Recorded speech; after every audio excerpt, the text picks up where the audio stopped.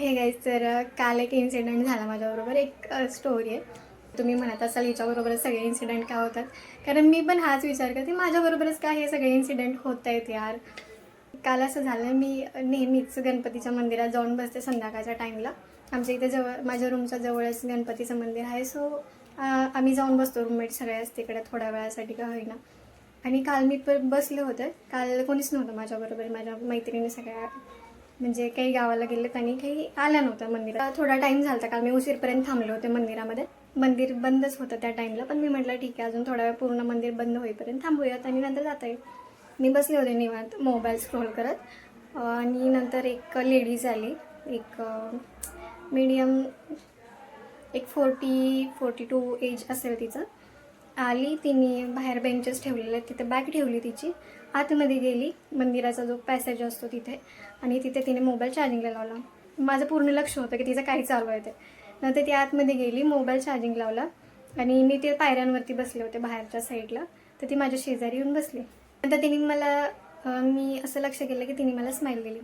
मग मी पण स्माईल दिली आणि नंतर माझा मोबाईल स्क्रोल करत बघितलं माझ्याकडे आणि बोलायला सुरुवात केली की तू एकटीच आहे का.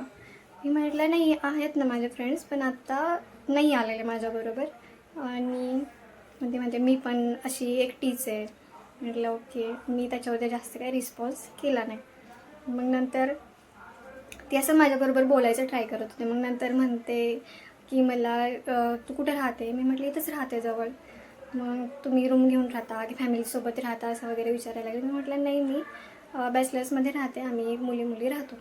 बोलायचं ट्राय करत होते, विचारत होते क्वेश्चन. तिचे एक झाले की एक चालूच होते. कुठे जॉब करते वगैरे. मी म्हटलं मी माझं वर्क फ्रॉम होम असते. सो दिवसभर मला कंटाळा येतो रूममध्ये बसायचं, म्हणून मी संध्याकाळी मंदिरात येते बसायला. मी ती लेडीज बसले माझ्या शेजारी, शांत बसली. आणि नंतर एक 5 मिनिटांनी मला नंतर म्हणते की अगं दीदी, मला राहण्याचा प्रॉब्लेम आहे, सो तुझ्या रूमवरती घेऊन जाते का मला राहायला एक रात्रीसाठी. म्हणजे मला आधीच वाटलं होतं की ही मला काहीतरी हेल्प मागणार आहे, पण मी राहण्याचा विचार केला होता. मला वाटलं पैसे वगैरे मागेल, पण तिने राहण्यासाठी बोलली. मी लगेच तिथं बोलले की नाही मावशी, असं अलाउड नाही आहे आमच्या. मला तेवढ्यात फोन आला, त्याच्यामुळे मी तिथून उठले आणि दुसरीकडे जाऊन बसले. आणि नंतर 5 मिनटं बसले आणि नंतर निघूनच आले मी घरी. पण मला नंतर असं वाटत होतं की यार, मी असं बोलायला नको होतं का. मी नंतर विचार केला की असं अनोळखी लोकांवरती मी एवढा डायरेक्टली विश्वास ठेवू शकत नाही ना, की मी त्यांना घरी घेऊन येऊ माझ्या राहायला. सो मी तो विचार तिथं सोडला.